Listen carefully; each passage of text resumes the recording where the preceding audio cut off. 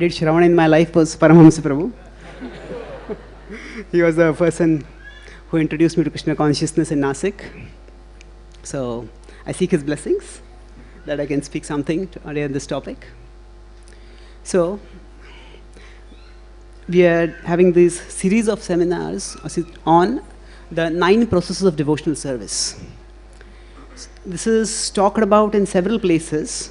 The most celebrated reference is in the Srimad Bhagavatam in the response of Prahlad Maharaj to Hiranyakashipu when Hiranyakashipu asks him what was the best thing that you learned in school.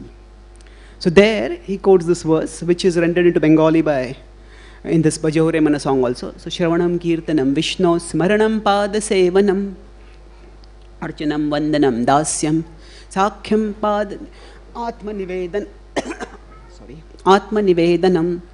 Now, the second part is relevant for the context of the answer. Iti pumsar pita Vishnu bhaktischena navalakshana kriyeta bhagavatyadha tanmanye dhitamuttamam. So, these 9 activities, Shravana, Kirtana, Smarana, this is going on. Iti pumsa arpita Vishnu. When a human being offers these 9 activities to Vishnu, then Bhaktischena navalakshana. These are the 9 symptoms, lakshana of bhakti. And kriyeta bhagavatyadha. What happens when we do these 9 activities? Kriyeta bhagavatyadha. Attachment to the Lord increases. And tanmanye dhitamuttamam. This I consider to be the best education, best knowledge. So what exactly is the best knowledge? That we should offer these 9 activities to Vishnu and thereby increase our attraction to him. The fact of life is that Shravana, Kirtana, Smarana and these activities are activities that we do throughout our life. So right now the IPL is going on. So people are doing Shravana, Kirtana, Smarana of IPL. They hear about it, they talk about it, they remember it. And in many ways, actually, there is Vandanam and Archanam also. There are, in Pune we have a big ISKCON temple. So it was something like quite a big temple, 30-40 crores.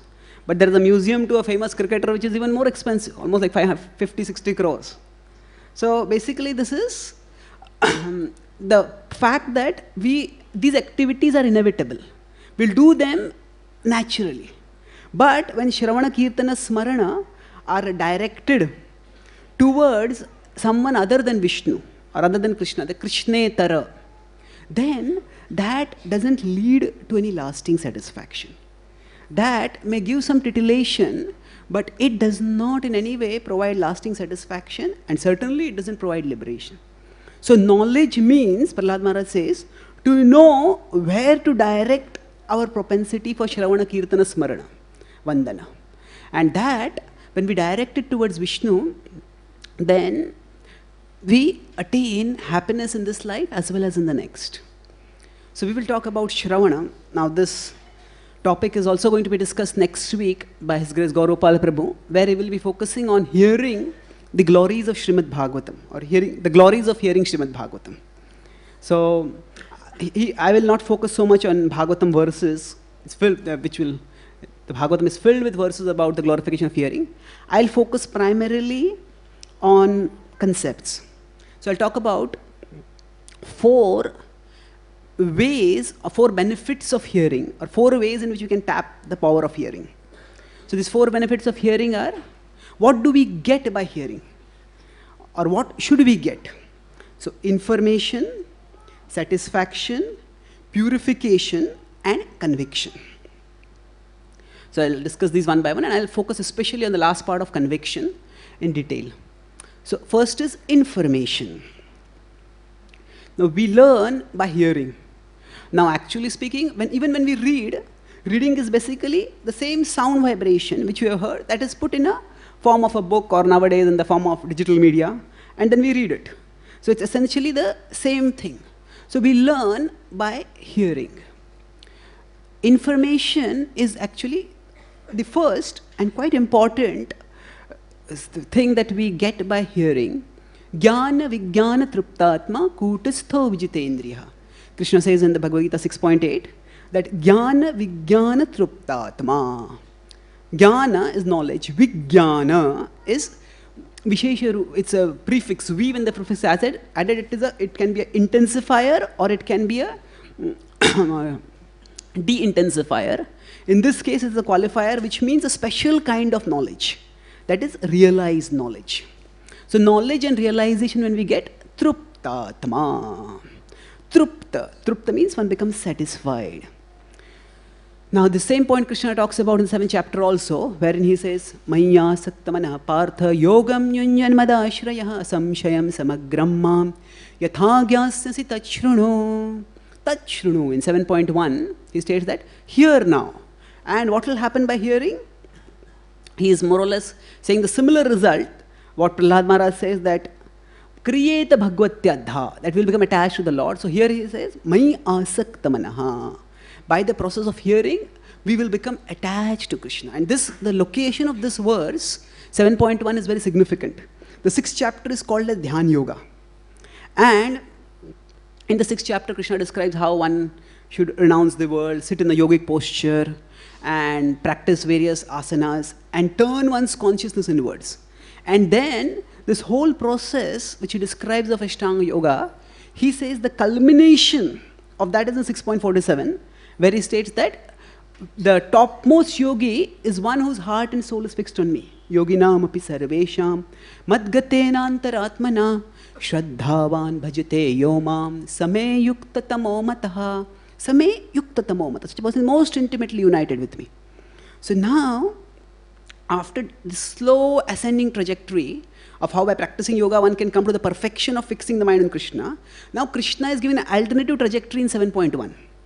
And he said that same result of what 6.47 stated that Madgatenantaratmana. Well, always think of me within. That same Maya saktamana. Krishna says will come by hearing. So Krishna is saying by hearing, what will happen? We will asamshayam samagram mam jnasyasi. We will come to know him in truth, free from doubts. So the information we get about transcendental subject matters by hearing is what can redirect our heart from this world to the Supreme Lord. Now to some extent, those of us who were born in India where still the spiritual culture of ancient India is there, some of the spiritual information we already know. At the same time, familiarity is not the same as understanding. We may be familiar with something, but we may not really have understood it. So sometimes, especially if the information is something which we think we have heard many times, then we often don't explore whether we have understood it or not. When Srila Prabhupada went to the West, at that time, the whole concept that we are not the body, we are the soul. This was dramatically new information. His Grace Ravindra Swarup Prabhu is one of the scholarly disciples of Srila Prabhupada. He writes about how in his youth he was born in an American family. He was, a prosperous American family. He was enjoying life, and then his brother died in an accident, and then there were several difficulties that came in life. And first time he went to a Sunday program in a Hare Krishna temple, and there the speaker was speaking. This world is a place of misery. He said, at last someone is speaking the truth. Because everyone else is telling, oh, you do this, you'll become happy. You just sit in yoga, you'll become happy. Oh, you just give me some dollars, I'll give you a mantra and you'll become God and you'll become happy. Everybody is telling this. Even in spiritual circles, what to speak of material circles. Material circles, people are telling you, buy this product, you wear this, you apply this cosmetic and you'll become happy. So everyone is telling this. So this idea that actually this world is a place of misery is very valuable information. It's not pessimism. Why? Because the point of the Bhagavad Gita, every day I write an article on the Bhagavad Gita, on my site Gita Daily. So today only I wrote the article that the world is a miserable place doesn't mean that we have to be miserable. They're two different things. The world is a miserable place doesn't mean that we have to be miserable. Why is that? Because if we see the Bhagavad Gita itself, was spoken to relieve Arjuna from misery. At the start of the Bhagavad Gita, Ashru Purna Kulekshanam Vishidantamidam Vakyam Ashru Purna Kulekshanam. So the imagery is very vivid. It is Ashru Purna. He was not just crying. It is said that his eyes were brimming with tears. So Ashru Purna Kulekshanam. That was the situation of Arjuna. For a warrior to be on the verge of tears, that is, it takes a lot. Even when Draupadi was dishonored, even when the Pandavas were exiled, Arjuna did not cry at that time. He was furious, but he did not cry. Right here at the start of the Bhagavad Gita, when he contemplated the prospect of shooting arrows against Bhishma and Drona, he was overwhelmed. He broke down into tears. So this was the extent of the misery that Arjuna was in. And after hearing the Bhagavad Gita, what happened? It's described in 18.73 that Nashto moha smriti labdha tvat prasadan maya achyuta stitosmi gata sandeha karishye vachanam tava. So, stitosmi gata sandeha. I have become well situated, my doubts have gone. So he regained his composure. Essentially, Arjuna's misery went away. So the point is that this world is like a hospital. So, when scripture says that this world is like a place of misery, it simply means that we should not have unrealistic expectations that everything will work according to our plans for enjoyment in this world. Just like if a person is in a hospital and expects that I'll get 5-star menus of food for eating, 5-star hotel menus, that person is going to set oneself up for frustration. But that does not mean, yes, hospital misery is there, but also there's a system where there are doctors, where there are treatments, by which the misery can be minimized and removed. Similarly, Krishna gives the knowledge of dharma by which our misery can be minimized and it can be removed. That's why that the world is a miserable place does not mean we have to be miserable. And the information that Shastra gives us is not pessimism, because it gives us a realistic depiction of the problem and it gives us a realizable solution. It also gives an applicable solution. So when we talk about the information from scripture, there can be a wide variety of information that we can hear from scripture. But we have to focus on the essentials. When Srila Prabhupada was manifest on the planet, at that time, there was a popular book by Graham Hancock, who was a controversial but popular historian. He wrote a book called The Fingerprint of the Gods. And his idea was that there have been ancient and advanced civilizations on the earth. And he gave various postulates about where those advanced civilizations had come from. So, Suhotra Maharaj asked Srila Prabhupada that, what do you think about this book, Srila Prabhupada? And Prabhupada asked, what are the contents of the book? And then, is this describing Vedic technology? For example, there are the pyramids in Egypt. They are architectural wonder. So, are these examples of Vedic technology? So, Prabhupada said, Vedic technology means Guru Shishya Parampara. Vedic technology means Guru Shishya Parampara. Yes, there can be historical research done about ancient advanced civilizations and we can find information out. But that need not necessarily be relevant to everyone. But the knowledge that we get from scripture is that which is meant for our own application and our own purification, for us to gain satisfaction. So if we have a special interest in a specific subject, we can study that subject under senior devotees who have specialized in the subject. But in general, the most important information that we get in scripture is that the information about how we can heal ourselves, how we can become happy in life. So that's information. And after that, there is satisfaction. So, the scriptural knowledge is knowledge about the all-attractive Supreme Lord. And because Krishna is all-attractive, he is is the source of all happiness. When we hear about him, then that brings great happiness. Macchitta madgata prana bodhayanta parasparam. There are many verses from the Bhagavatam. I'll leave that to Gaurgopal Prabhu. I'll speak everything from the Bhagavad Gita right now on the hearing. So, macchitta madgata pranaha. Yes, bodhayanta parasparam. That the devotees delight in speaking about Krishna with each other. This verse comes right in the middle of the Chaturshloki Bhagavad Gita 10.9. So, Krishna says that devotees delight in enlightening each other about me. And yes, tushyanti charamanti cha, tushyanti.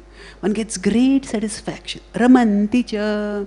The word ramanti, the drama of Radha, Raman Dev was done over here. The word Raman means enjoyment. And specifically, Vishwanath Thakur explains that Raman is the word that is the spiritual equivalent of the sense of enjoyment that is associated with sex in this world. Sex is considered the highest form of enjoyment in this world. And to convey the intensity of the happiness in the spiritual realm, sometimes the terminology that is similar to the terminology used for sexual enjoyment is used in the scriptural circle, in spiritual discussions also. So, Ramante, there is intense delight.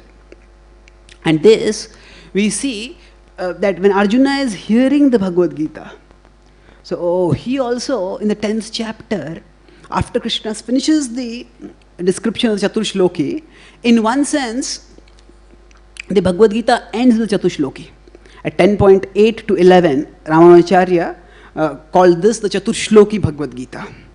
And subsequent acharyas have accepted that, that designation. These 4 verses give the essence of the Gita. And after that, Arjuna gives his understanding. So different people say that, oh, Bhagavad Gita talks about some impersonal God, some Bhagavad Gita talks about...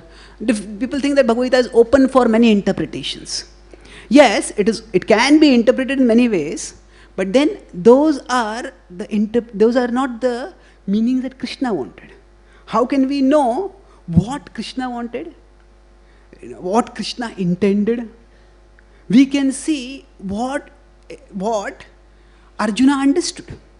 If a person gives a class and then somebody asks somebody, what did you understand? And then if that person speaks, this is my understanding. Now the speaker, if the audience understanding was incorrect, the speaker would have corrected it. If the speaker doesn't correct it, that means that was the audience understanding, and that audience understanding is correct. So if you want to know what is the import of the Gita, we have to look at what is the understanding of the original student. And Arjuna gives his understanding in 2 ways. In words, in the middle of the Gita, from 10.12 to around 10.18, and then in action, after the Bhagavad Gita. In action, after hearing the Bhagavad Gita, Arjuna doesn't go into the Himalayas to meditate on some impersonal Brahman. He focuses on practicing bhakti, on serving Krishna in the mood of devotion, in his duty as a Kshatriya. But here, he uses it in words. And what does he say? Krishna, first he acclaims Krishna as the Supreme Lord. Param Brahma, Param Dhama, Pavitram Paramam Bhavan. Then like that he glorifies Krishna. And then he states, Krishna, I want to hear more and more about you. Vistarenatmano yogam vibhutim cha janarjana. Vistaren, speak in detail. Why? He says, Bhuya kathaya truptirhi shunvato nasti me amritam. Bhuya kathaya truptirhi. I am not satisfied. I don't get satiated. I want to hear more and more.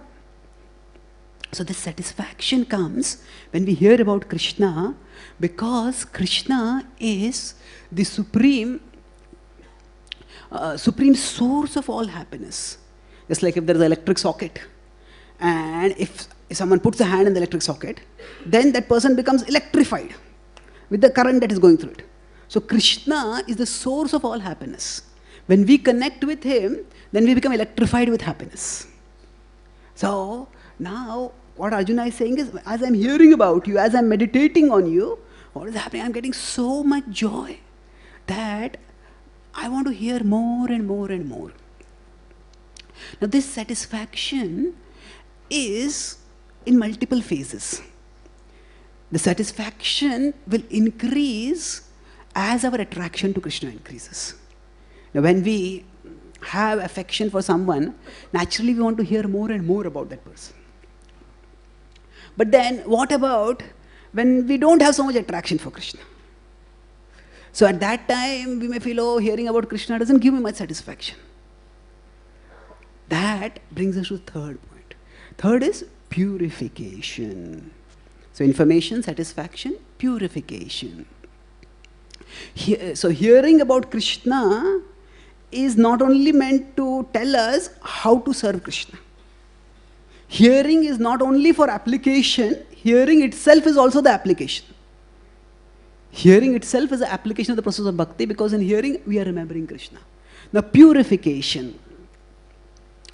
The word purification refers to removal of the artificial. It's like when we say pure water, that means the impurities from the water are removed. So purification means that that which is artificial, that which is unnatural, that which has been added, that is removed. So what is removed is anartha. The word artha has many meanings. One meaning is meaning. Artha, one meaning is meaning, another is purpose, another is value. If we have Artha Mantri, the finance minister. So Artha has many meanings. Anartha means that which has no meaning, that which has no value, that which serves no purpose. So anartha, so what happens? Because of the anarthas, we cannot experience happiness. So our mind misdirects us as long as we are impure. So, those of you who use computers, in many word processing software, there is an autocorrect function. So if you type some word wrong, then the autocorrect function corrects the word. But if the software program is not familiar with a word, then it sometimes, we type the right word, but it makes it wrong. So this actually happened when I was writing an article. I just typed Satchitananda, and then I have a text-to-speech software which reads out the software, which reads out the text, which I use for doing proofreading. So it was Satchitananda, thus Atma is Satchitananda. So the autocorrect did it, the Atma is Saturday Chitananda. So this is an example of incorrect autocorrect.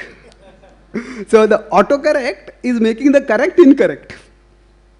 So like that, when we are impure, the mind does an incorrect autocorrect of everything. That means the mind is just not familiar with the concept of spiritual happiness. And that's when it is not familiar with the concept of spiritual happiness, even when one comes in contact with Krishna, at that time, the only conception of happiness that the mind has is of material happiness. So what the mind does is, even when we are doing spiritual activities, it tries to reduce the spiritual activities down to material activities. It tries to minimize the spiritual and bring it down to the material level. And by this incorrect autocorrect, even when we are doing devotional activities, we end up with material consciousness. And because of this material consciousness, we don't connect with Krishna. Just like, there is a magnet and there are iron filings. So Prahlad Maharaj used the example that just as iron filings are naturally attracted to a magnet, similarly my consciousness is attracted to you, O Lord. So now if the iron filings are rusted, then they will not become attracted. There is something which is artificial, which prevents the natural from occurring. So like that, the soul has a natural attraction towards Krishna. But when the soul is covered over by impurities, then that natural attraction to Krishna doesn't manifest. But the solution is to keep hearing. Just by hearing about Krishna, what are we doing? We are forcing the mind and the soul to connect with Krishna. The sound vibration about Krishna, we become purified. There is purification. Purification essentially means that the lust, anger, greed, envy, they start decreasing. Anye tvaiva majananta shrutva annebhya upasate. te pichati taranteva mrityum shruti parayanaha. So Krishna describes in the 13th chapter of the Bhagavad Gita, in 13.24, 25, 26, he describes the various processes of yoga. So first he describes the three other processes, karma yoga, jnana yoga, sankhya yoga, and dhyan yoga. Then he says there are some other people, anye to ema janantaha. They don't know about any of these processes of yoga. Shrutva anyebhya upasate. Shrutva, they hear from others. Anyebhya upasate. And by hearing, they start worshipping. Te pichati taranteva. They will also go beyond material existence. Chati taranteva mrityum shruti parayanaha. They'll go beyond mrityu by being shruti parayanaha. The parayana means to be dedicated. So Narayana Parayana means one who is dedicated to Narayana. Here Krishna uses the interesting phrase Shruti Parayana, compound word he is using over here. So that means before we can become Narayana Parayana, we actually need to become Shruti Parayana. We become devoted to hearing, and through that hearing, the Lord will manifest in our heart. And that Lord will raise us above the cycle of birth and death. So the hearing, if we keep doing it, will purify us. And when we become purified, then the attraction to Krishna, which is natural for the soul, will manifest. And as it manifests, then we will get the satisfaction also. Now this brings us to the fourth point, that is conviction. Conviction, there is information, there is so much information that we hear, but often we just hear it and don't take it very seriously. If you have to follow a process, we need conviction. And how does hearing lead to conviction? Hearing, we can say, okay, I hear something, I understand it. I get some information about it. I may even get some understanding about it. But how does that understanding transform into conviction? So, there are the three processes. When something enters into our ears, it is information. When something enters into our head, it is comprehension. When something enters into the heart, that is conviction.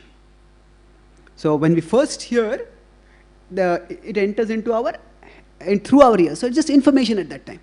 It's just practically like data, which may be unorganized and we not even understood it. But when we ask to deliberate on it, contemplate on it, vimrishaita dasheshena, Krishna tells Arjuna, do vimarshan, deliberate on that.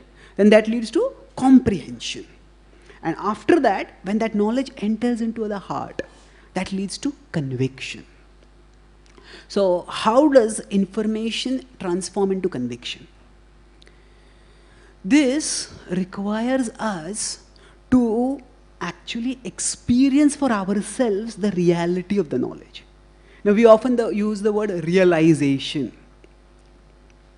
Now the contemporary equivalent of that word is epiphany. Epiphany means a deep, sudden insight that someone gets. So actually realization, how do we get realizations? Realization happens when that which is a reality, we accept it to be a reality. Realization means that which is a reality, we accept it as a reality.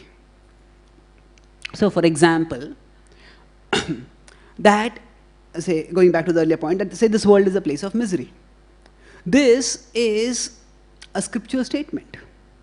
But if we look at the world, Krishna says in the Bhagavad Gita, dukkhalem shashvatam. The movies, they say, and they lived happily ever after. Exact opposite. Dukkhalem ashashvatam and happily ever after. So dukkhalem is opposite, happily, and ashashvatam is ever after. So what exactly happens? The world's propaganda is that we can be happy in the here and now. And so though we may hear from scripture, yet this world is a place of misery, but we all secretly disbelieve it. We think, yeah, maybe it may be for everyone, but I'll be an exception. If we have to get realizations, we have to take exception to the hope for an exception. There are no exceptions. There are no exceptions. It's a universal truth. So for example, now scripture says that this world is a place of misery. Now, all of us have our own pet notions of what is or what will make us happy. Although there are certain broad conceptions of happiness, but all of us have our ideas. Oh, if I just get this, I'll become happy. So what we have to do is, we have to examine in the light of scripture our definition of happiness. And then, for example, my main service is writing. So I write for Krishna. But writing itself can be so sattvically seductive, so seductive in the sense of mode of goodness, that one may think that just by writing I will become happy. Now, if we look at the history of the writers of just the last century, out of the 10 people who are considered the topmost writers in the last century, 5 of them committed suicide. Each of them may have had their individual problems because of which they committed suicide. But the point is that when I first read this, I was shocked. I used to think that I like writing so much, and if somebody is a better writer, such a world-celebrated writer, that person must be enjoying writing so much. Wouldn't that person be happy? Yes, there is that. Surely, if somebody is a good writer, that person will get happiness in that activity. But happiness in a particular activity does not make a happy person. Yeah, we may be good at, about a year or so ago, a famous American comedian committed suicide. So, at that time I had written an article called After the Laughter. After the laughter. So, on the TV, on the comedy shows, on the movies, that person will see laughing and inducing others to laugh. But normally, we equate laughter with happiness. If somebody is laughing, somebody is making others laugh, that means that person is happy. But here is a comedian, not just a comedian, a world-celebrated comedian, and he was so frustrated with his life that he committed suicide. So how is that? That's because laughter is not happiness. That person may be proficient in a particular activity, and yes, that skill can be appreciated. That skill is there, that skill has come as a result of hard work and dedication. Yes, we appreciate that skill, but we shouldn't equate that with happiness. Because basically, comedy and jokes, these are simply nothing more than mental tickling. There are small children, and if you tickle them physically, they will start laughing. Now, they may laugh, but is that laughter happiness? Yeah, if the happiness if the whatever sensation we get, if the pleasure that we get from laughing, from tickling, were happiness, then all of us can have our own perpetual tickling machines. And we can be happy for the rest of our lives. No. So, that is external to our core priorities, our core values, to who we really are. So, just as there can be physical tickling, which can lead to the external equivalent of happiness. That means people laugh.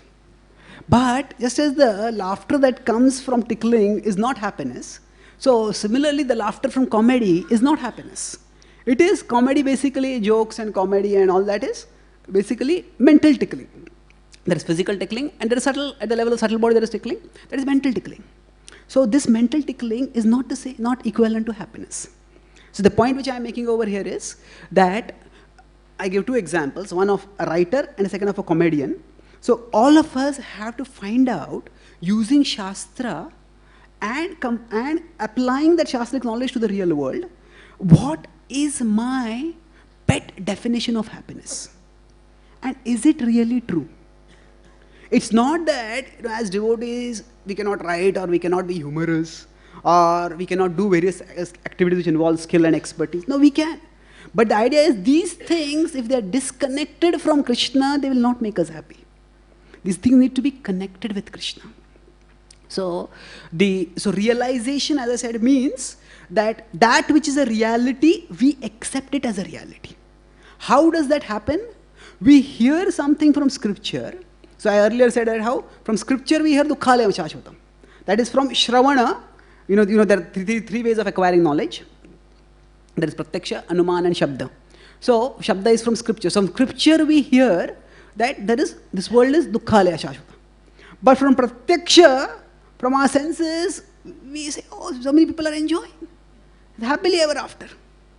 And then anuman, we see something and then we imagine that it is much greater in actual life. And what happens is, so when there is this, what psychologists call cognitive dissonance, don't get into that whatever technical terms, but what cognitive dissonance means is, there are two contradictory ideas in the head and the person doesn't know which is right. So this is what happens in a sadhaka's life, that from Shastra we are hearing one thing, that actually this world is a place of misery and the more we try to enjoy in this world, we will become miserable. But from Pratyaksha and Anuman, what we are seeing is, oh, there is so much enjoyment in this world. Now do this more and we'll enjoy more. I was going to Calcutta once. I was at the airport. At that time I saw one advertisement of a Bollywood star.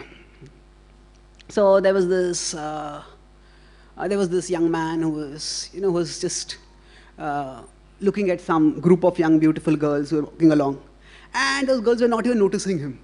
And then suddenly this Bollywood star came along, and they all squealed and laughed and ran towards him and hugged him and started kissing him. And this person was just watching in envy. And then the Bollywood star comes to him and he says, "You want to know my secret?" And then he gives him some cosmetic cream, some Fair and Handsome or something.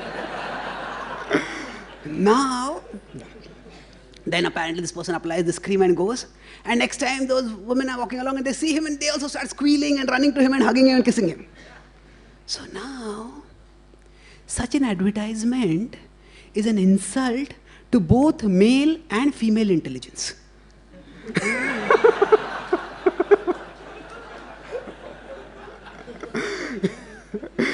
That some women will fall for a man just because he's applied some cosmetic. Isn't it such an insult to female intelligence? And on top of that a man will believe such fairy tales. That is an insult to male intelligence also. So people claim that what is told in scripture is fairy tales, but actually what is shown in the advertisement is fairy tales. It's fairy tales, that just by purchasing this, by acquiring this, by getting that, one will enjoy life. No, it is all just an illusion. It is very attractively and aggressively marketed illusion. But still it is illusion. So the point is that there is this conflict which is there in our consciousness, that from Pratyaksha, from Shabda we hear one thing, from Pratyaksha Anuman we get some other knowledge. So as long as we give more weightage to what we get from Pratyaksha and Anuman, then our conviction will not strengthen. Our conviction will stay shaky.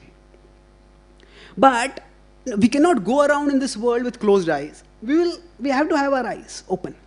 So what do we do then? The idea is that it's not that Pratyaksha has to be rejected. Pratyaksha has to be harmonized with Shabda. Shrutihi pratyakshamaitiham anumaneshu chatushtayam pramaneshva navasthanat vikalpat savirajyate.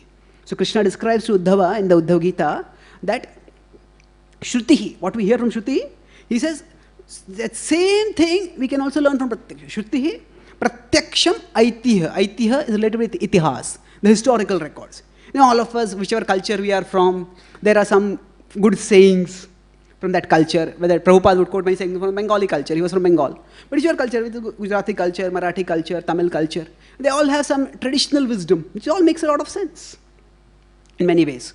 So Aitiha is also there. And Anumana, Pramane, Chatushtam, from these four pramanas, all these four pramanas, what can we understand? Anavasthanad, that this world is insubstantial.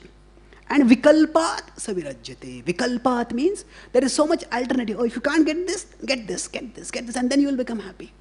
So, but virajyate, one can become detached. So, the point which I am making over here is, I'll come to it again, that when will we get conviction?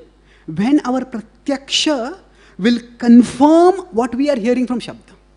As I said, realization means that which is a reality, we accept it as a reality. Now, when will we accept it as a reality? It is, we have heard from scripture, and even if we have faith in whoever is speaking, in our spiritual master, in the Vaishnavas, still, just by hearing, our conviction may not deepen. Now, it's not necessary that we have to experience that thing to understand its futility. Even if we observe, by observing also we can learn. So, we need to direct our pratyaksha in such a way that whatever we are hearing from Shabda becomes confirmed. So, that's why we have to see with the eyes of Shastra. That we hear from scripture, and then while we are looking around in the world, the classic example of this is in the 11th canto, what is called as the Bhikshu Gita. Bhikshu Gita is the Avdut Brahmana. He learns from 24 gurus. And what is he doing? He's observing nature, and what he has learned from his guru, he's confirming that. So, what do we need to do to get realization? We need to take what we are receiving from scripture and try to see in the world how it is true. That means we harmonize our pratyaksha and anuman with Shabda. So, going back to the example of writing I had given. So, I have the notion that writing will make me happy. But then I look at some of the top writers in the world, and I find that their personal lives were often quite frustrated. So, this is something which this is knowledge I got from pratyaksha. And then I can infer from that. I can do anuman. Yes, if this is true for the top authors, it will be true for others also. And in that way, we can infer. So each of us, we need certain realizations, certain convictions, according to what our individual imprisoning illusions are. All of us have our own imprisoning illusions. Certain things captivate us, certain things trap us. So, by seeing those things in the light of Shastra, we can get realization. I'll give a couple more examples for this, but I'll emphasize one point now. This will be the last point. Then we can have some question answers. So, one of the best ways to get conviction is to move from Shravana to Kirtana. Now, when we hear, that is good. Very good. But when we want to speak that, we are forced to internalize what we are hearing. When we have to speak about Krishna, we may have heard many things, but we'll find that to present it in a coherent way is not very easy. And to present it in a coherent way, we have to internalize it ourselves. And one of the best ways we can internalize is by starting to speak. And once we start speaking, then we start thinking more seriously, we start hearing more deeply, and we start realizing things. The things become deeper, they become internalized, they become convictions. So, as was mentioned in the introduction, I do quite a bit of online outreach. So, the way I started online outreach was a serendipity. It was a pleasant accident.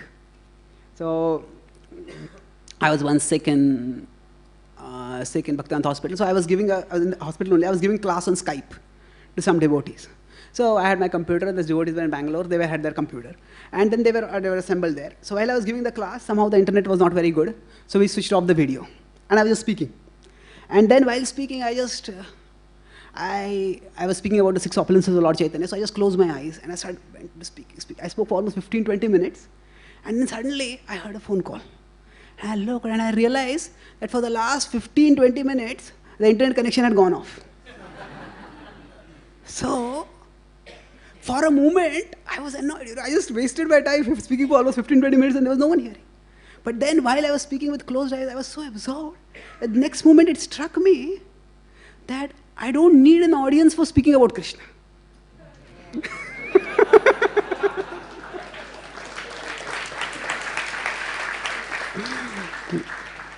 So, from that point onwards, I just decided that I started answering questions on the internet. So where there's no audience, people ask questions on my website, I record the answers, and then devotees devotees and others hear them at their own convenience. So again, the point which I am making over here is that I told about how speaking about Krishna, hearing about Krishna, contemplating on Krishna, all this brings happiness. So the pratyaksha needs to be harmonized with Shabda. So in this particular case, the default reaction was, hey, I wasted my time. That was irritation. But somehow, by Krishna's grace at that time, the way I thought, it's so wonderful that I can speak about Krishna, even if there's no audience, I get satisfaction about speaking about Krishna. So when we can harmonize our pratyaksha with Shabda, then our conviction in the process of bhakti will increase. The whole process of bhakti, according to Shastra, is essentially a devotional reinterpretation of reality. A devotional reinterpretation of reality. That means that when in this world we face problems. So somebody may say that, no, I am practicing bhakti and still there are problems. Now what is the use of practicing bhakti? This could be one approach, and by this approach we may say that, hey, this process of bhakti doesn't work, I'll give it up. But another way of looking at the same thing is that when we face problems in life, then we say that, yes, Krishna says this world is dukkhalayam, and I am experiencing dukkha. So therefore what scripture says is true. Now, scripture doesn't only say that this world is dukkhalayam. Scripture also says that susukham kartum avayam, that practicing bhakti is joyful. So I have experienced one truth of scripture as real, as true. Now let me try to experience the other truth of scripture also as real.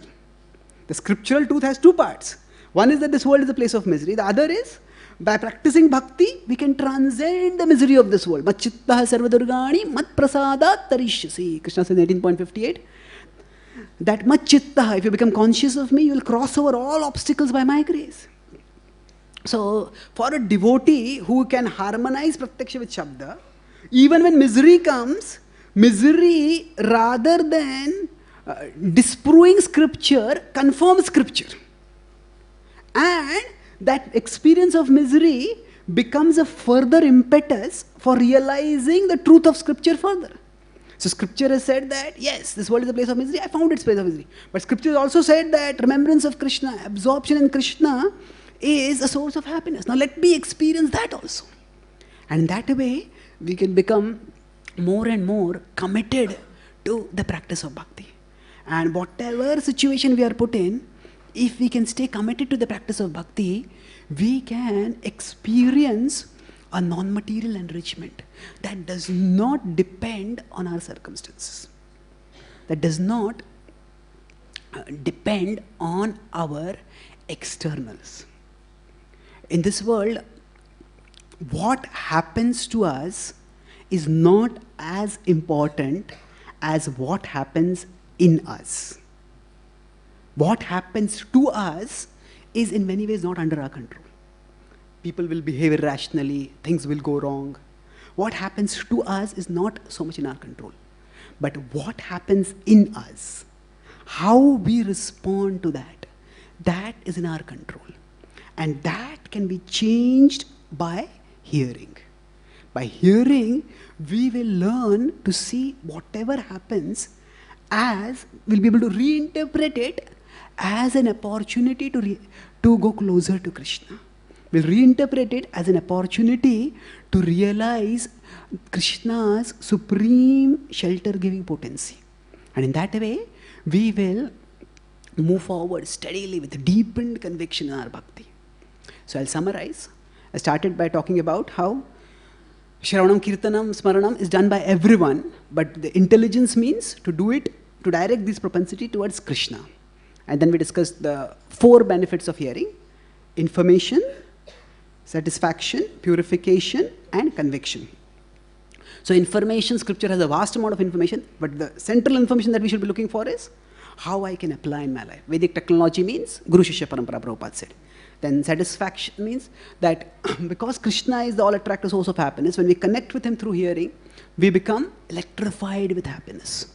And if that is not happening, that means the contact with Krishna is not happening because there are impurities. And then that brings us to the third part, that is purification.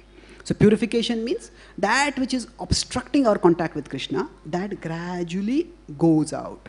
So the incorrect autocorrect that happens in this world, that our mind goes from the pure to the impure, that stops when we keep hearing about Krishna. And then last is conviction. So when something enters the ears, it is information. When it enters the head, it is comprehension. When it enters the heart, it is conviction. So how do we get things to enter into the heart? One is, of course, we apply those things. But what does applying mean? Applying means that we direct our pratyaksha so that it harmonizes with Shabda. So I gave examples of how the pratyaksha and Shabda contradict, happily ever after and versus dukhalaya shashvatam. So there's cognitive dissonance which results because of that.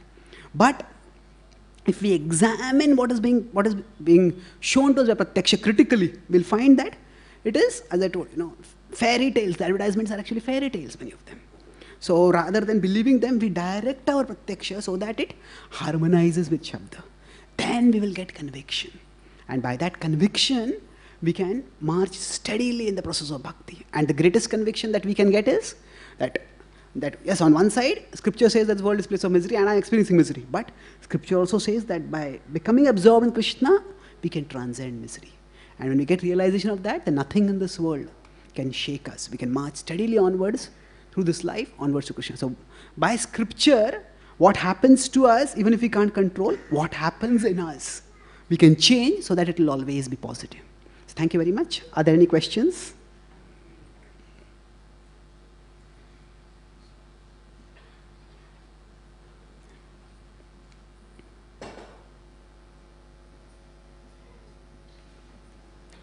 You said about the history part. So this Bhagavad history, which is the longest history in the entire history of the mankind, like we can say Matsya, Kurma, Varaha, Narsimha. So why Westerners say it as mythology? In fact, it is the history of the entire cosmic creation till now, till the present era. Okay. So when the Bhagavatam gives the most expansive narrative about history, why do Westerners consider it to be mythology? Primarily because of an overconfidence in Pratyaksha and Anuman. Because by our inference, by our observation and inference, we have acquired a certain amount of knowledge. And that knowledge is valuable. We have so much technology that we are using today. So that is acquired using Pratyaksha and Anuman. Science largely operates on that. So that knowledge is valid. But there is often, as I said, overconfidence. When there is non-scientific extrapolation of scientific knowledge. There is non-scientific extrapolation of scientific knowledge. What I mean by that is that suppose an alien came to the earth, and that alien, when he's on the earth, he's been sent from some other planet to observe earth and find out what is the population of earth, what is the nature of the inhabitants of the earth. And say that person comes to Radha Gopinath temple while we are sitting. So from 1:30 to 2:30, the alien is hovering in the background, observing. And then, after staying here for 1 hour, the alien goes back to his planet and reports. The population of Earth is mostly Indian males and females who are largely interested in God. Now, is that true? The observation is true, the extrapolation is wrong. The observation is true, but it cannot be extrapolated to all of Earth. So what has happened is, science has a certain level observational capacity. And what science infers is that, that whatever we have observed, that is the way all of reality is. And when something doesn't fit into our conceptions, we say that it's impossible. And that's how it leads to the notion of mythology, the notion of something which does not agree with our experience, which does not agree with our conceptions, we tend to call it as mythology. But actually speaking, if science has taught humanity anything, science has taught us humility. Because what is considered as a rock solid scientific knowledge today, at the start of the 20th century, Louis Pascal, the scientists who said, Kelvin and others said that actually all the scientific knowledge that has to be acquired has been acquired. In the future generations of physicists, they will have no work to do except refine the details of what we have now.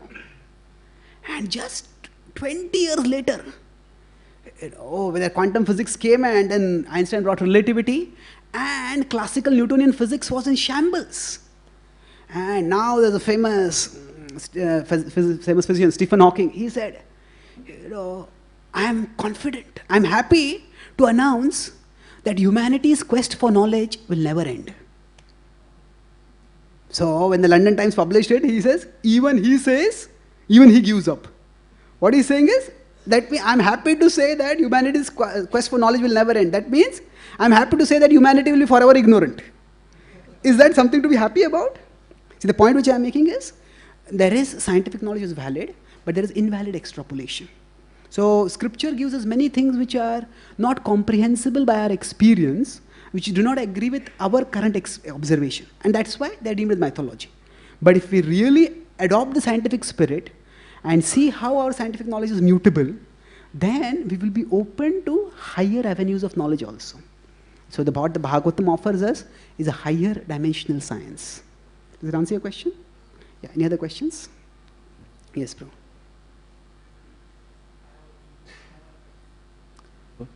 Okay. Yeah, you can ask till then.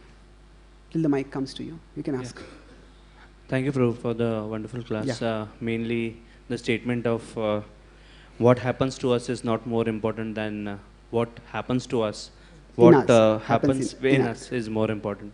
So just to extend further, at a sadhaka level, how we understand the problems coming in our life, rather than playing a blame game, understanding that it is my own karma, and understanding that it is the mercy of the Lord which is coming to me, and which is just a portion of it which I am receiving. And so rather than, mainly important is rather than playing a blame game, understanding how it is my own karma, reminding ourselves that this is what it is my own karma which is coming up. And the other things from whom it is coming, it is just a kind of their instruments. Okay. So if we face problems in our life, what is the right way in which we can deal with them? See, first of all, it is not that as devotees, we are meant to become masochists and subject ourselves to misery. If misery is there, we do try to counter it in whatever way practically is possible. But the way we counter misery is not by fighting harder, but by rising higher. It's not that we are meant to stay miserable, but when we fight harder means, all this problem is coming, I just fight back harder. But often that doesn't lead to a solution, because the problem often gets more complicated. When we try to fight, the other person tries to fight, just fighting harder makes the problem worse. But by rising higher means raising our consciousness. So essentially, the process of bhakti is not meant to be a replacement for material problem solving. It is meant to be a complement. It is not a replacement. Yes, if there are certain material problems, if somebody falls sick, we have to go to a doctor to take medicine. But in the process, while we are taking medicine and while we are getting healed, what happens inside us is important. Some people can get so broken down because of the sickness that they just lose the spirit of living. Why did this happen to me? So as devotees, that does not have to happen to us. How can we avoid that? Now, the 2 points which you said, intellectually they are true, but emotionally it's quite difficult to accept. I may say that, oh, I am suffering because of my karma. But was I such a bad person? No, what all I could have done? We may get that question. So the point is that there are 2 ways in which we can move forward in life. When something happens, something bad happens, if we ask this question, why this? The question, why this, ultimately has no answer. No, we don't, yes, in principle we understand that it is because of past karma, but usually speaking, that is not the focus of anyone.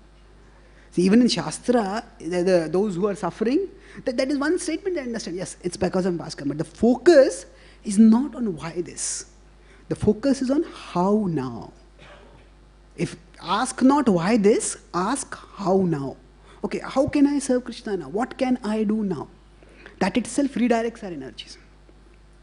And when we try to focus on this, okay, this situation has come, why it has come, I don't know. But it is there, what can I do now? Once we focus on this, it's actually liberating. Liberating because all that choked up resentment that is there. Generally speaking, our response, as you talk about a blame game, we can blame in 3 directions. One is that we can blame others. Because of you, this problem came up. We can blame others. The other way is that we can blame ourselves. Blaming ourselves can also become self-pity. And self-pity is not humility. Self-pity is actually just a negative form of self-centeredness. It is not really a solution. So, if I am so bad, I am so bad, I am so bad. Ultimately, the focus shifts from bad to I. And there's no solution that comes up. So, either we can blame others, we can blame ourselves, or we can blame God. God is so cruel. But none of these offer any solutions to us. So the important point for a devotee is, okay, this has happened, what can I do now? So if we focus on that particular, okay, what can I do now? Then, dadami buddhi-yogam tam yena mam upayantite. Krishna gives us the intelligence about how we can move forward in our spiritual life. Not just in our spiritual life, in every walk of our life. So this mental choking, like sometimes the engine of a vehicle chokes, and then engine of a machine chokes, the machine just can't move. So like that, when problems come, there's a mental choking that happens. And that paralyzes us. So we have to find out which way our mental choking happens. Is it happening because I'm blaming someone? Am I blaming myself? Am I blaming God? So the point is that none of these are solutions. And if we are blaming someone else, then it is good if we could pray for that person. We may feel, hey, this person is a child, is causing so much problems for me, why should I pray for that person? That prayer, even if that person, that we don't feel like praying for that person, by praying for someone, we start seeing that person as a partner and not an opponent. Because we understand, yes, this person also is having conditioning, is having anarthas, and because of that, all those problems that person is creating trouble for me. So what happens is, when we can, praying essentially means we see that person's connection with Krishna. Even if that person is not a devotee also, but still that person has a connection with Krishna. So by that, we can remove the mental choking. So if we have some trusted devotees with whom we can talk and express ourselves. Now, we don't have to be judgmental. If we feel that someone is to be blamed, we express that and then get things clarified and remove the mental choking so that we can move onwards in our life. So as focus, we may not be able to understand why some things are happening, but if you focus on Krishna, how can I serve you? Then we will always find some way in which we can move onwards. And the wonderful thing about bhakti is that there are two things. There is, one is getting over things, and the other is getting on with things. Getting over things means, some big problem has come up and I'm overwhelmed by it. To get over it is often difficult. But we can still get on with things. We can start doing some activity when we are mentally choked. And then we try to deal with a particular issue. We just can't because the mind doesn't allow us. So we find out how can we get on.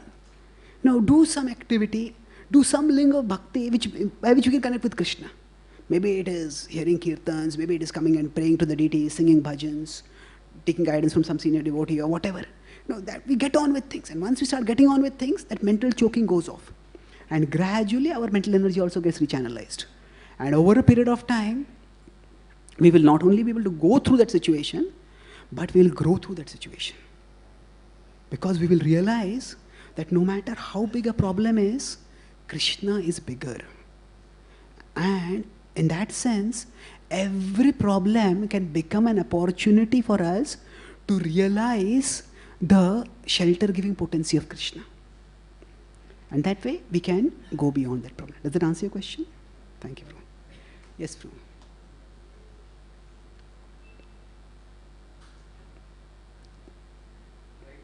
Hare Krishna, yes. Just now you said that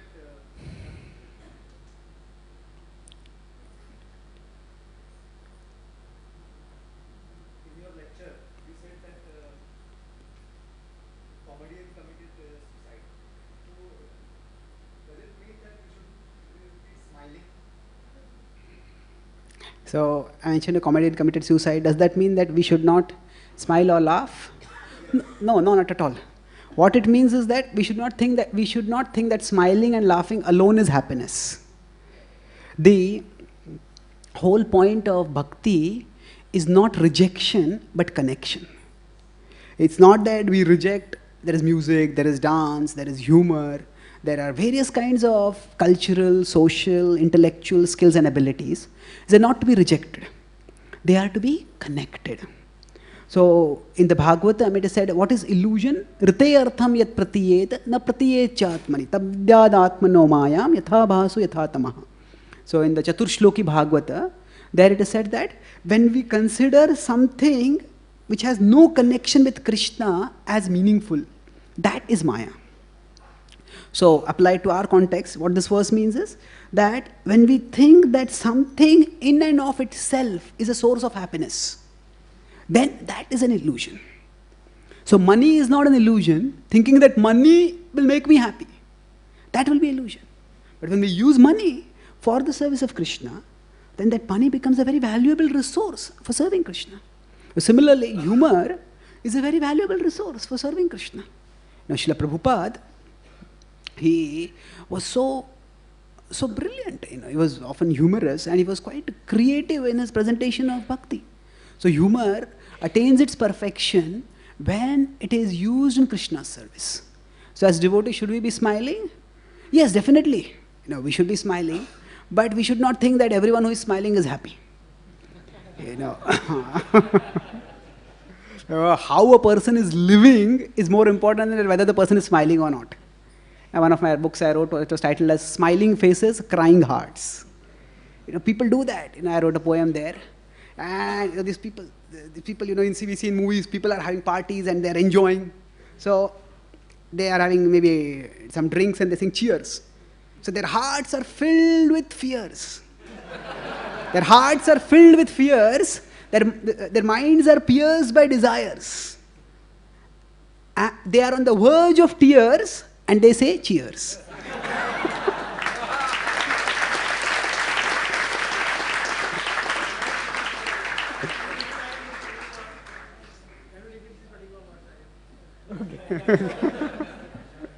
So their hearts are filled with fears, their minds are pierced by desires, they are on the verge of tears and they say cheers. Okay. Yes. Any other questions? Yes, Prabhu.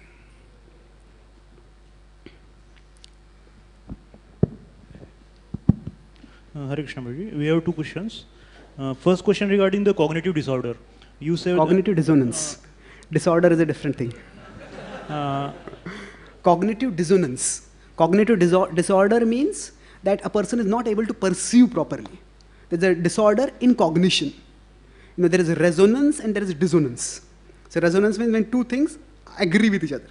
Dissonance when two things disagree with each other. So I was talking about cognitive dissonance. Yeah. In sadhaka's mind, there are every time two things are spiritual things and material things, and many times or sometimes we attracted to material things. Then how can we transfer from material things to spiritual? That is one question. And next question is regarding effect of hearing. Okay, just let's answer this question first. So there are material and spiritual things in our mind. How do we deal with them? the process of bhakti is not just rejection of material, but as I said again, connection of material with the spiritual. So in general, often we classify as material and spiritual. But within material also, there can be further classification. There are material things which are pro-devotional. There are material things which are non-devotional. There are material things which are anti-devotional. So material things which are pro-devotional means those material, roughly we could say sattva-guna. There are many sattvic activities which can be connected with Krishna. Very easily connected with Krishna. As I said, somebody has singing ability, musical ability, writing ability, speaking ability, managing ability. These are various things. These are material things, but they can be connected with Krishna. So then they can be connected with Krishna, they are pro-devotional. So we don't have to necessarily reject everything material. The pro-devotional, we try to train ourselves so that we connect it with Krishna more and more. Mm-hmm. So it's good if we can get the association of those devotees who are also good at these things, who are interested in those very things. Then in that Sangha, our whole spiritual life will blossom. Because again, if you see the whole principle of Varnashram, the principle is that we do what we are good at doing for the cause of Dharma. Now Brahmana is good at intellectual work, and a Brahmana does that, you does intellectual work for the cause of Dharma. A Kshatriya is good at managing and delegating and planning and things like that. So the Brahmana does it for Krishna. Sorry, Kshatriya does that for Krishna. So there are many, even with the material, that which is pro-devotional, we connect with Krishna. Then there is non-devotional. Now at one level we could say everything can be connected with Krishna. But from practical functional point of view, we may not be able to immediately connect everything with Krishna. For example, we have a job, and in the job we are working with non-devotees, say. Then there may not be anything directly devotional within it. So yes, the purpose is devotional. We are doing that job because our whole life is devoted to Krishna, so even our job is devoted to Krishna. But specific activities within that may not necessarily be devotional. But just the non-devotional is not necessarily anti-devotional. Non-devotional means if we are working in a company or an office, wherever, then it's basically we are doing a profession over there. Others are doing their profession. If we are good at it, we move forward in our life. So we don't have to, it's not that for the sake of bhakti, we have to reject that. Whatever a devotee does, our intention will be doing it for Krishna.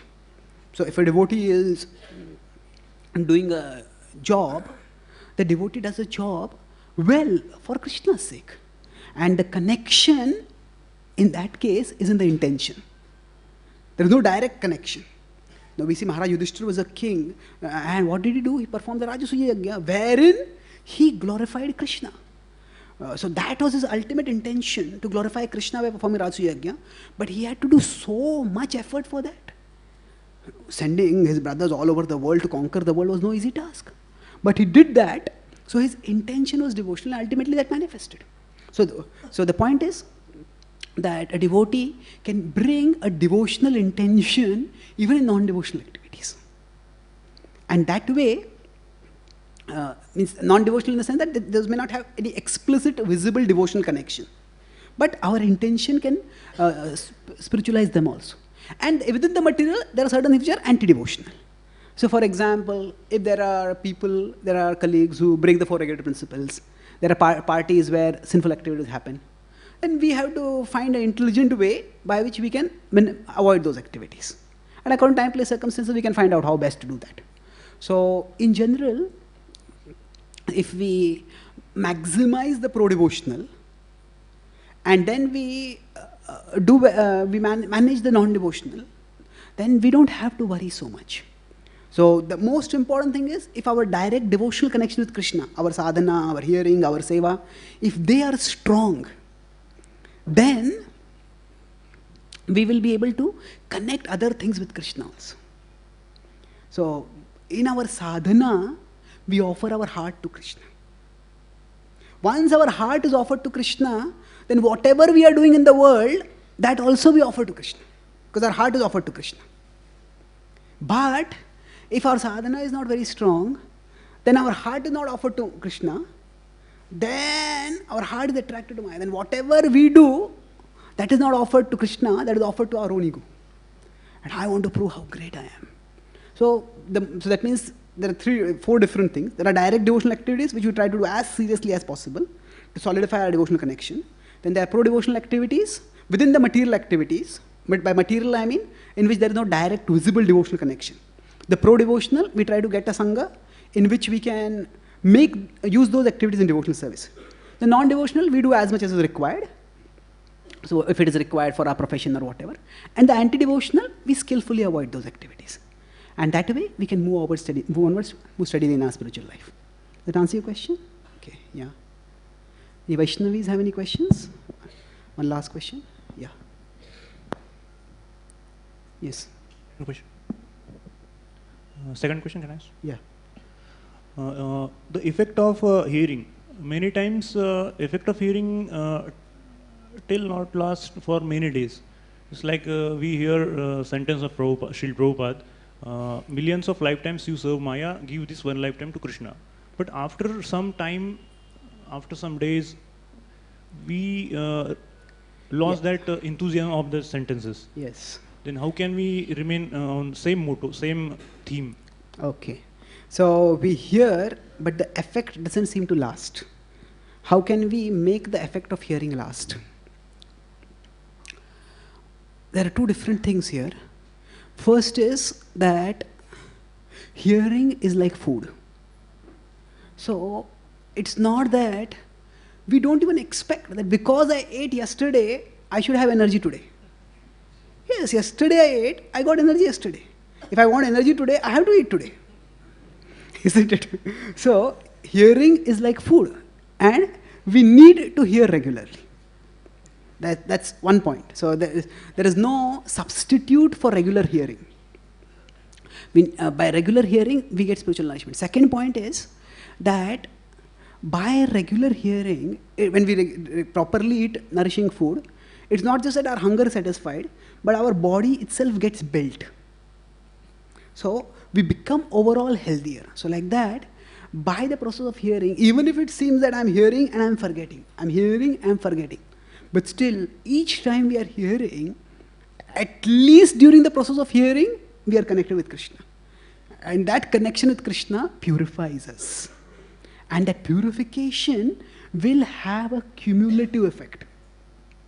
And that cumulative effect will come in the form of changed responses. Now consider the example of, say, a firefighter. The young firefighter is trained and then goes with the firefighting van first time. And then the person is trained, jumps out of the firefighting van and takes up the hose. And then looks at such a huge blaze. Just drops the fire hose in horror. What has happened? All the training is forgotten. In the face of that blazing fire and the panic created by that, everything is forgotten. But when a firefighter is trained, then what happens? Yes, still the shock at the sight of that huge fire is there, but the reflexes are trained. And the more trained the firefighter, the quicker are the reflexes. Yes, there might be a default panic, but immediately there is a switch back to the professional mode where one starts operating the hose and extinguishing the fire. So, as a firefighter becomes more and more trained, there is the right reaction which becomes faster and faster. Similarly, when the fire of desire, it starts burning in our consciousness. Initially, hey, I got such desires, what can I do? What is the use of my chanting? I can just forget it. We just become panicky. I've got desires, that means now I've fallen. Temptations will come, we don't have to welcome.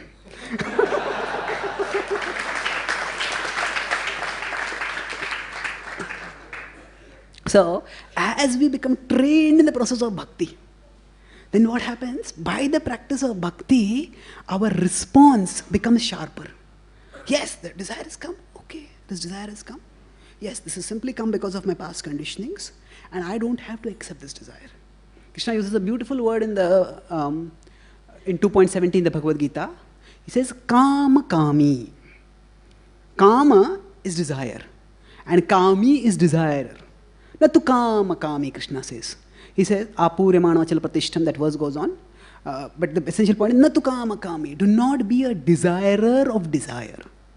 What it means is, desire may come, But we don't have to accept that desire. It's like, say, as I giving the example of advertisements. Sometimes people just sit and daydream in front of advertisements. Maybe when I'll get this car, when I'll get this, when I'll get that, when I'll get that. Now, whatever things are there, the advertisements often promises happiness. Now, when we become devotees, is it that we may understand, okay, these things are not going to make me happy. So, we may understand that, but is it that the advertising agencies are going to stop advertising because of that? No, their job is to keep advertising. Our job is not to pay attention to them. Isn't it? So just as there are outer advertising agencies who will keep advertising, the mind is Maya's internal advertising agent. And the mind is going to keep advertising Maya. Hey, come on, enjoy this, eat this, go this, do that. The point is, when we practice bhakti, we no longer, the advertisers may keep glamorizing, but just as we stop believing those advertisements, so like that the mind may still keep propositioning and glamorizing material enjoyment, but we don't believe it. So natukama kami, that means, I said the trained firefighter sees the fire, but there is a quick right response. Similarly, as we keep hearing regularly, our default response will change to right. Yes, the desire comes, initially we'll be agitated. Hey, why does the desire come? Maybe get tempted also. But then no, okay, the desire has come. It's just because of my past condition. I don't have to succumb to that desire. I don't have to indulge in that desire.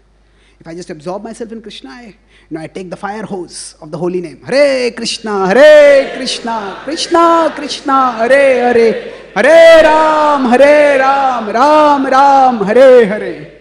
So with the fire hose of the holy name, we extinguish that fire of desire. And the quicker we do this, the purer our life will become. So by hearing, the effect is cumulative. Okay, is that fair? Okay. Last question behind. Yeah. Yes, Prabhu. Yeah. Is the mic there?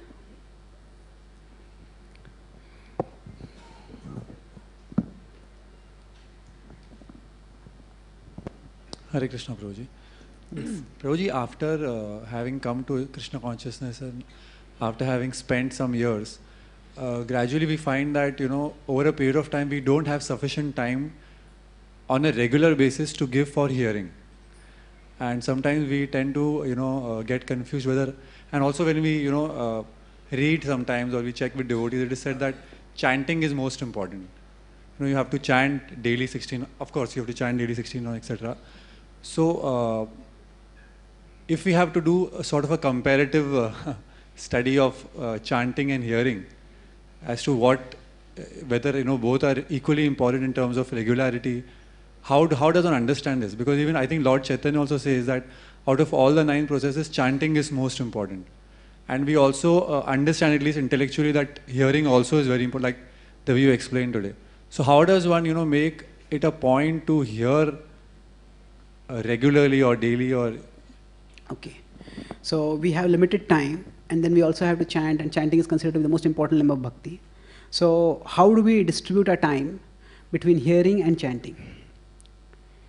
The essence of bhakti is neither hearing nor chanting. It is remembering Krishna.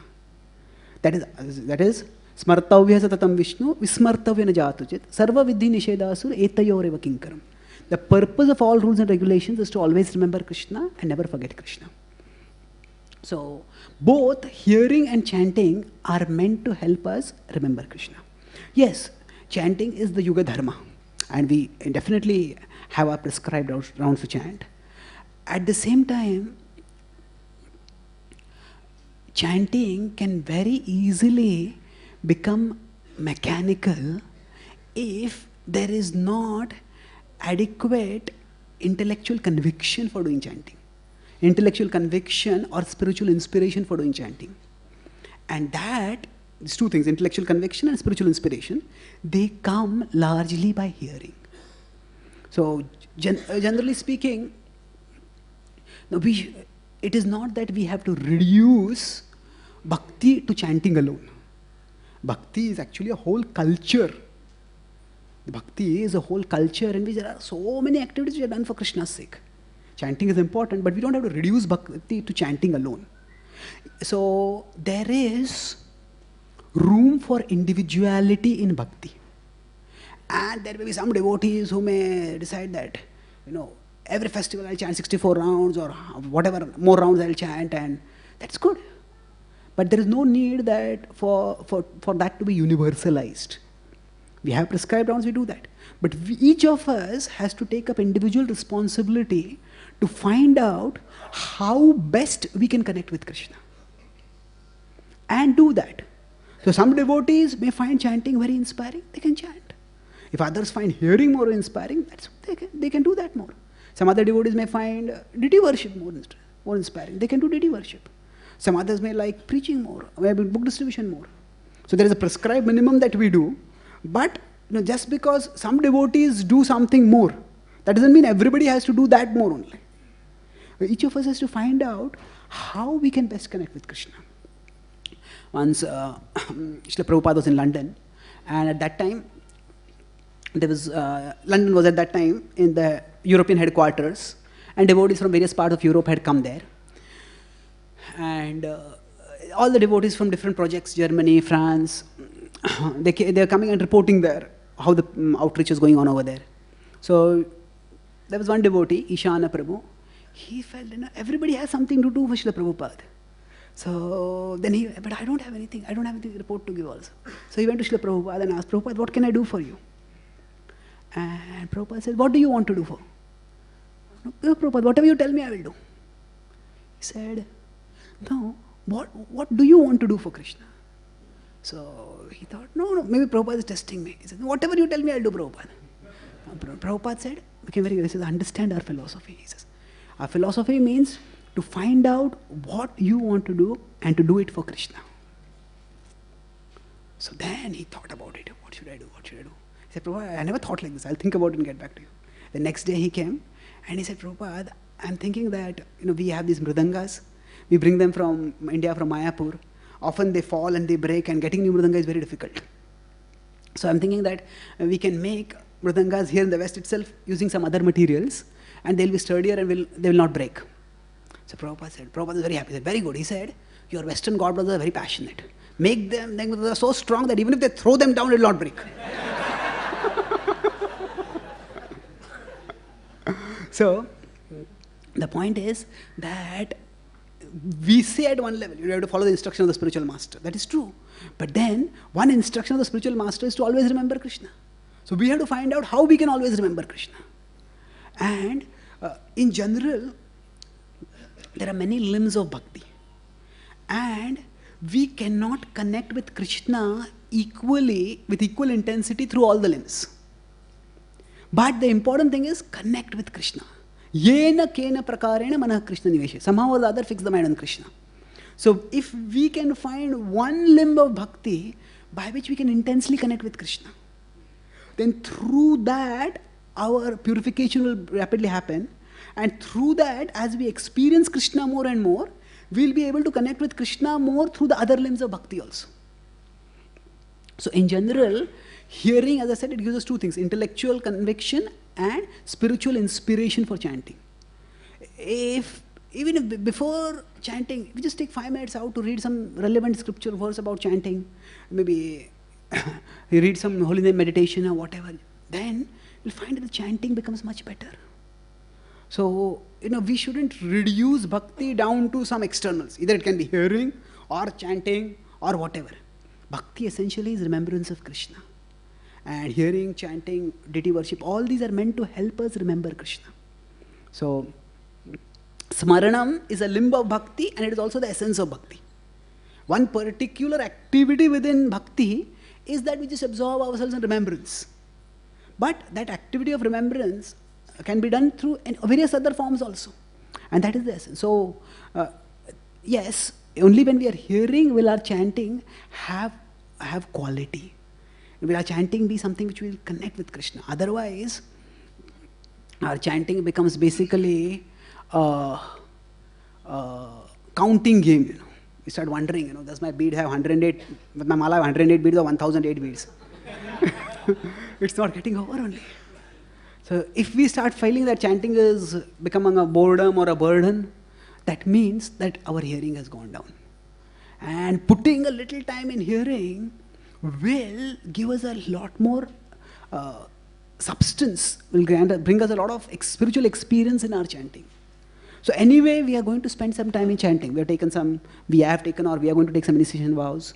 So why let ourselves underuse that time by not being attentive? I'll conclude this class with an example. See, if somebody wants to build muscles, that person may lift weights. That person, by lifting weights, the muscles get built. But if somebody goes there to the gymnasium and he thinks, hey, this lifting weights is very painful. So what I'll do, I'll just move my hands up and down. By moving my hands up and down, I may move that for a long time. But no muscles are going to be built by that. Right? So the whole purpose of bhakti is to expand our consciousness so that we become Krishna conscious. So it's like we want to lift Krishna in our consciousness through chanting.